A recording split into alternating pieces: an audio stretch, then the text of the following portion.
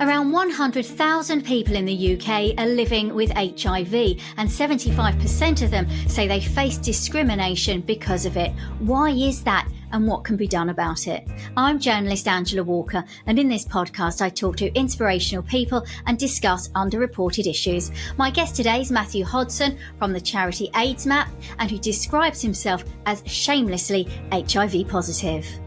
Matthew, thanks so much for joining us today. Oh, that's a real pleasure. Thank you. Now, we're going to discuss the stigma of HIV that still exists in a minute. But first, could you share your story with us? What happened? When did you find out that you were HIV positive? Well, I was diagnosed in 1998.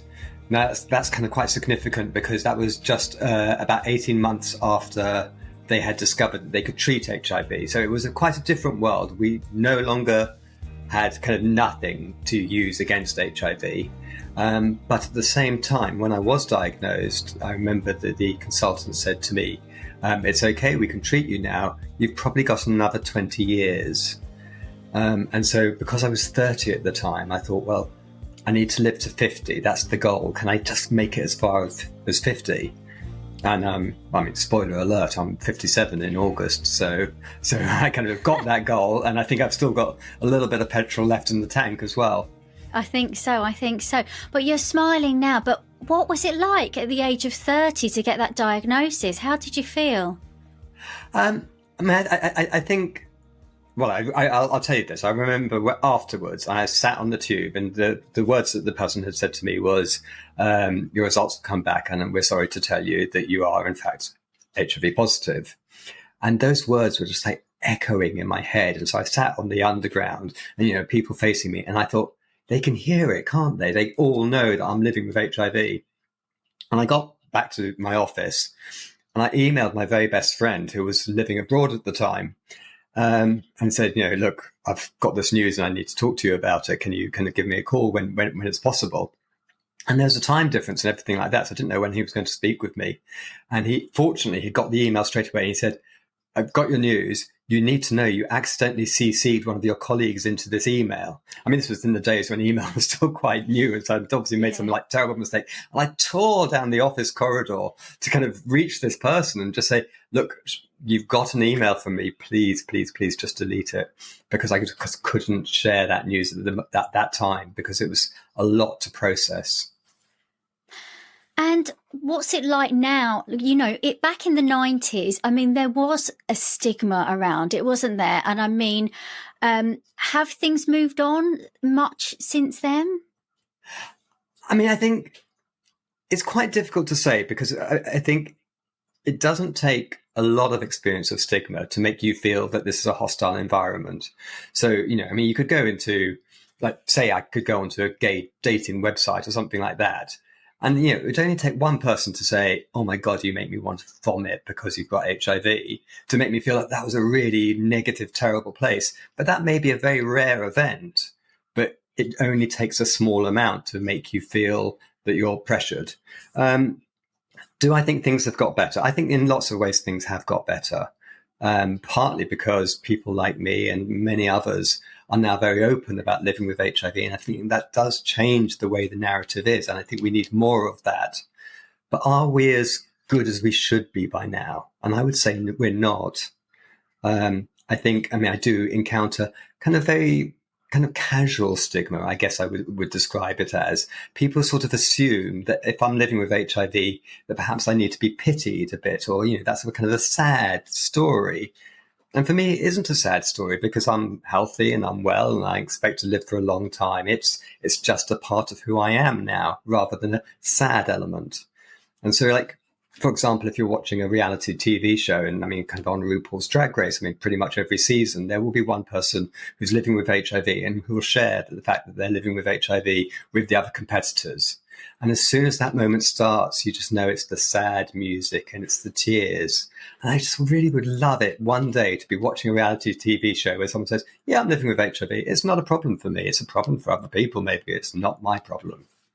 Yeah, talk to me about the treatments that are available now, because there was a time where, like you said, you were told you had 20 years left and to hear that you had 20 years would have been fortunate back in the day. I mean, let's not, let's not beat around the bush. It was a terrible diagnosis for many gay men. They didn't get that 20 years, but now the treatments available, you can live a really long and healthy life. To talk us through that, because I don't think many people realise just what's available for people living with HIV. I mean, there's quite a wide range now of different treatments which are available. For many people, they're just on one single pill a day. Personally, I'm not. I'm still on 3 pills a day, but that's just a kind of a regimen which kind of suits me, and I kind of a little bit kind of loath to change it because it's working. But yeah, if you are on HIV, if you are diagnosed promptly, and if you're living with HIV and you're diagnosed promptly, and you have access to treatment, your life expectancy is pretty much the same as someone who doesn't have HIV. And in some cases, it may even be that you might live a little bit longer because you're already kind of involved with medical services. So if there are any other conditions which arise, you're much more likely to have the opportunity to talk about it with a health professional. So I think a lot of the stigma that we still encounter is kind of based on this outdated concept of what it is to live with HIV. And certainly when I was a young gay man, that was my life. I mean, and also when I was diagnosed with HIV, I was just going to a lot of funerals. And I think that was a very common experience for people of my generation and the generations above me. That we experienced death on a scale which normally isn't seen outside of wartime. And I think that terrible time and some of the HIV awareness campaigns of that time, with featuring tombstones, they kind of created a narrative around this is what HIV is. It's always about illness and death and doom. And of course, that in itself becomes stigmatizing because it becomes this idea that you can't live a full, healthy, productive life if you have HIV. Yeah, it's interesting that you mentioned that ad. I can see it in my mind's eye, the tombstone ad, and that's what we associate. And maybe not everybody's kind of moved on from them because we're not seeing big advertising campaigns now saying it's okay if you've got HIV, you can live an active and healthy life. So do you think that we should be educating people a bit more about, what is available for people who've got HIV? I think it's so important that we do tell people how things have moved on. I mean, and that's something which I kind of really try to do through my work and through like my social media and all of that, is to educate people on how HIV has changed over the decades. And I mean, there's very good reasons to do this. I mean, obviously the one reason is let's really challenge stigma. Let's challenge all the reasons behind stigma by really sharing the great news that we can live long lives. And also, and this is really important, that when you're on an effective HIV treatment, there is no risk of sexual transmission. I can't pass HIV on to my sexual partners, no matter what I do. It's just not possible because I'm virally suppressed to the point of being undetectable. And that means that the risk is zero. And again, I think this is a really kind of great way of tackling stigma through information. One of the stories I've reported on a lot over the last few years has been the infected blood inquiry, where lots of people were infected with HIV, hepatitis through contaminated blood products. And one of the men that I've been in touch with through the years, Jason Evans, he said recently that his mum was sacked from her job because her husband was HIV positive. Now, she wasn't HIV positive, but that's how strong the stigma used to be back then.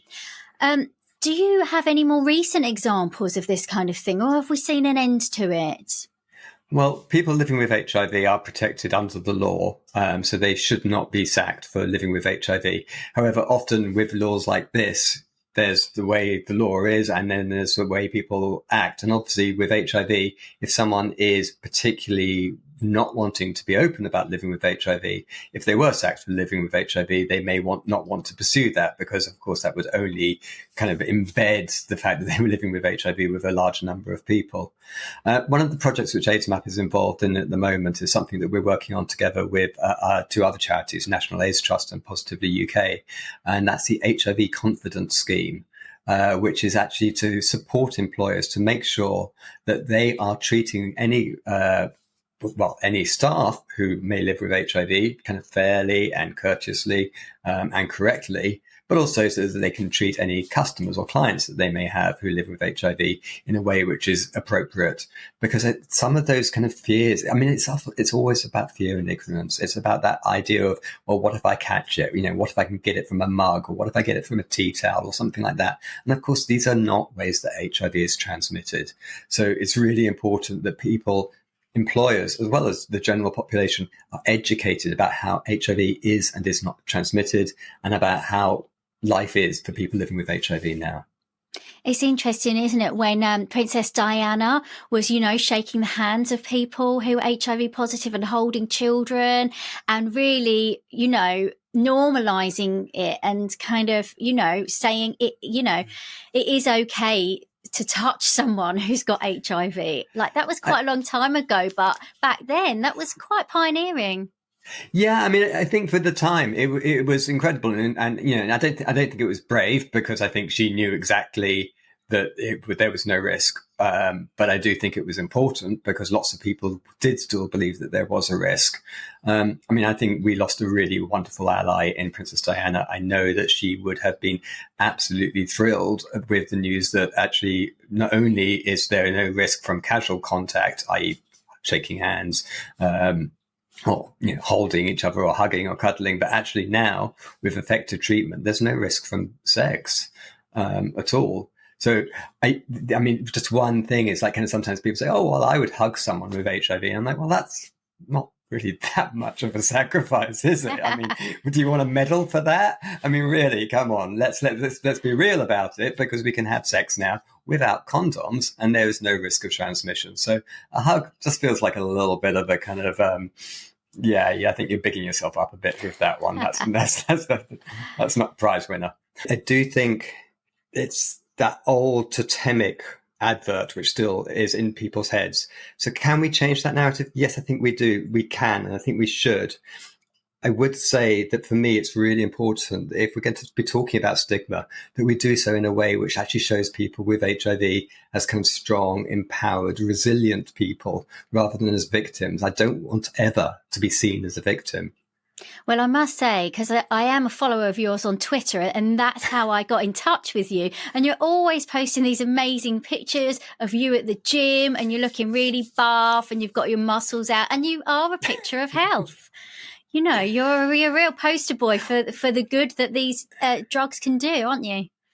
Well, I mean, I think, but that's the thing is, when I first was diagnosed with HIV, and if you Googled HIV or guys with HIV, it would always be people with very severe side effects. I mean, often it was people with an AIDS diagnosis, and I felt the burden of that, because if I talked about living with HIV, that was instantly where people went to, and I was like, well, what could I do personally to perhaps change that narrative a bit? And that's why I started posting these ridiculous gym selfies and all of that, because I kind of thought, hold on, when I'm saying that people with HIV can live long and healthy lives, I've actually kind of got a bit of a visual example which I could use for this. So, I mean, it is quite deliberate. I mean, also, I'm a gay man, and and I work hard at the gym, and I kind of go, well, that looks good. I want to share that. If you've got it, flaunt it. If you've got it, flaunt absolutely. it. If I was a shepherd, I would have brought a lamb. But as it is, I'm a gay man who works out. So what are you going to do? Good for you. Well, it's great to see you always looking so happy and so fit and healthy. But do you think there are some young men who might be afraid to check out if they've got a diagnosis? Do you think the stigma is still there, or have we moved on from that? No, I think we absolutely haven't quite moved on from that, and it is so important that we can encourage people to test, and that is also why I do it. Is I think there was this in the old days where they used to do these HIV prevention campaigns, and it was all like, you mustn't get HIV, it's the worst thing that could possibly happen. Now, how's that encouraging testing? Because, if people say, oh, right now you're walking along and getting on with your day-to-day life and everything's fine, but if you take a test, then the worst thing in the world could possibly happen to you. And people go, well, yeah, perhaps I'd rather not know. But of course, when people do know, then you can access a treatment. Treatment will mean that you will live a long and healthy life. Treatment will mean that you can't pass HIV on to your sexual partners. This is how we end the epidemic. We end the epidemic by getting everyone to test. And if they test positive, putting them on treatment. And we end the epidemic by telling them, look, test positive, it's fine, go on treatment, won't be stigmatized. I mean, obviously that's not where we're at, but that's where we need to get to, because that is how we stop new infections happening. So how important is this early diagnosis then, Matthew? It is important because if the virus is allowed to kind of process unchecked in the body, then it will do harm. And some of that may become, at a later stage, that may become irreparable. It used to be, when I was diagnosed, the treatment was pretty toxic and there was kind of quite a lot of side effects. And so at that point, what they were saying was, don't start treatment until you really need to. I mean, kind of like you'd be pretty much on the verge of getting ill. And then they'd say, okay, start treatment now, because that way you'll have less time with the side effects and that's probably better for you. Since that time, we've got much better at dosing. So, and we've kind of got new drugs which are available, and kind of, different drugs do slightly different things. They will have slightly different side effect profiles, and certain drugs will be better for some people and other drugs will be better for other people. I mean, that's kind of just the way it is, as with pretty much every kind of medical condition which has kind of a range of drugs to treat it. But you're much, much less likely to have those kind of side effects now. And so I think that's really important. But when they did a study on, well, what's the best time to start treatment, they found that actually starting treatment earlier was much, much better. So now, if you're diagnosed, you're put on treatment pretty much straight away. They try and kind of get you into that process before you leave the clinic. And I think that's really important.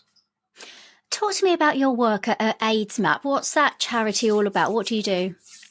So aidsmap provides information for people living with HIV or people affected by HIV or people working in HIV. And that's a global information resource. So we reach people obviously across the UK and Europe, America, Australia, Africa, Southeast Asia, India. And I'll tell you what's really wonderful about my job. And this is something which it's just amazing, is that if I go to an AIDS conference or something like that, and I meet people and people go, oh, you're Matthew Hodson, you work for aidsmap. And they will tell me a story about how aidsmap saved their life. And that's just an amazing feeling, and I get that, I'm so privileged. I get that on a regular basis because aidsmap is there for people, often when they're just diagnosed, often when they're really scared, often when they feel like they may have no future at all. And we're there with accurate, reliable and accessible information, which often that provides real reassurance to people that there is hope, that there are treatments, that they will live a long time, that they can have children, they can have grandchildren, and they will live to see those grandchildren. It's life-saving. You look really emotional. It means so much to you, doesn't it? It does. I mean, it's one of those. I'm trying to be grit to. I'm trying to experience gratitude and think about the things which I'm grateful for, and that is certainly something that has been an amazing part of my life, is to have been involved with aidsmap and to have supported people living with HIV all around the world in that way. When you say that it saves people's lives, talk me through that a bit more. Well, I mean, I think one of the reasons it saves people's lives is that it actually, people feel despair sometimes when they're diagnosed with HIV, and that's because that burden of stigma, that burden of fear is so great. But also it saves people's lives in as much as we give people the information which they need about treatment. And obviously sometimes, those treatments change, or the side effect profile, new things kind of come up. So we're reporting constantly on the news around treatment and around what's successful and what works and what some of the challenges are. And so obviously that also helps, healthcare professionals in terms of kind of working out what the best treatment course is for the people that they're seeing. So, we genuinely we're there and we're saving lives through the information that we share, both for people living with HIV and for their healthcare providers. It's really interesting that you mentioned about the kind of global aspect, the global reach of that charity, because, of course, in some countries, it's still illegal to be gay. So, we talked about the stigma, and it's easing perhaps here, but what's the stigma like for people living in other parts of the world? Well, I mean, I do think that homophobia is one of the reasons why stigma is still so prevalent. But I think we also have to remember, of course, that HIV on a global level, it affects many more heterosexuals than it does affect gay people. I mean, there's some quite terrifying new laws have been introduced recently in Uganda and in Ghana, which are very harsh penalties for homosexuality. And one of the challenges that presents is it means that gay and bisexual men and trans people are going to be less likely to access those life-saving services. I mean, in Uganda, it's kind of frustrating because actually they were doing pretty well in terms of their ability to diagnose and treat people living with HIV. But this, of course, is going to really hamper their prevention efforts. I think in the West, it is much more, or the much larger part of the burden of HIV is carried by gay and bisexual men and by trans communities. And I think that does kind of play into the way that HIV is perceived, and some of that stigma and some of that shame that people might feel about it. I always have said, though, that, I mean, if HIV was a disease which primarily affected white, cisgendered, heterosexual men, we would have seen a very different response to it. And I think we would not be talking about the stigma which is still related to it now. I think you're probably right. And it's interesting that you mentioned Ghana, because about 25 years ago, I went to Ghana as part of VSO, Voluntary Service Overseas. And one of the placements I was on was working in a women's centre. And we had a project where we were educating people about HIV prevention, but they refused to allow us to give out condoms.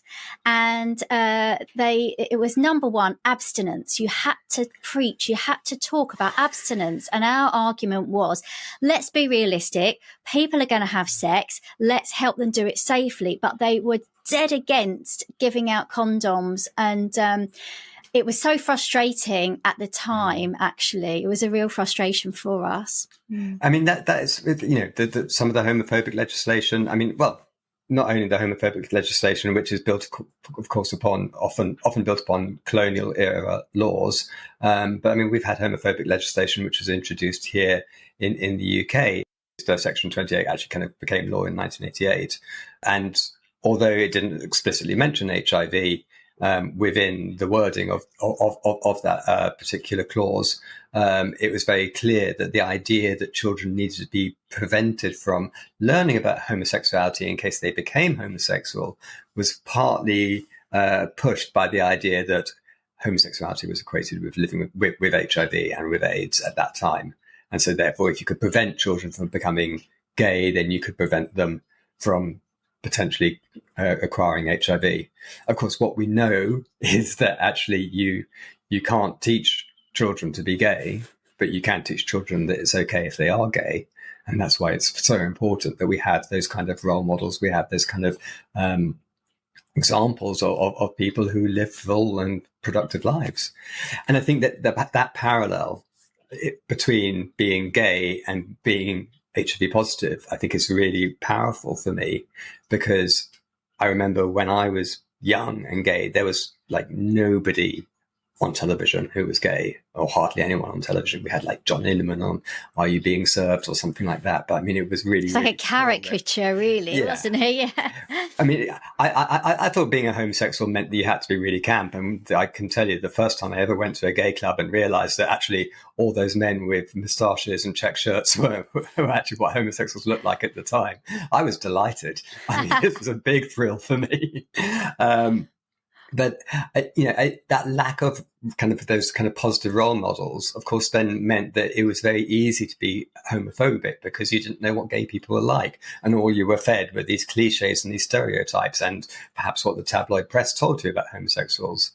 And then, of course, when people started coming out as lesbian or gay or bisexual or trans, and you know that you have lesbians and gays and bisexuals in your workplace and in your family and in the places where you worship, then it's much harder to hold on to that homophobia. And I think we're in the same place now with HIV, is that if you don't know people with HIV, of course, it's very easy to hold on to all of those old prejudices and fears. But when you know people who live with HIV, it's really clear that we live like long, healthy, productive lives, and we're just the same as anyone else. So it's much harder to hold on to that prejudice. And that's why I think it's so important for me, who is able to be open about living with HIV, to be so, and be so shamelessly and blatantly and brazenly, so that I can help to dispel some of that fear and ignorance which leads to stigma. And I just think it's brilliant because you are so positive and healthy and happy. And like you say, shameless about it. Why should you be ashamed? You shouldn't. So it's a really powerful message for young people, I think, who might worry that they might need testing and they're too anxious.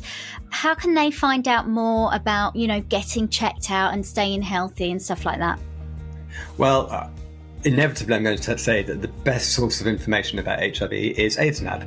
And I mean, not only do we do lots of news coverage, but we also have all of the information which anyone will need to have about testing, about treatment, about what to do if you have been diagnosed with HIV. So, I mean, it's a really good place to start. I would challenge people to find a sensible question which isn't answered on that site. Brilliant. And of course, we can also find you on Twitter as well. You can find me on Twitter, you can find me on Instagram and on Blue Sky and Threads now as well. It's everywhere, all over the net.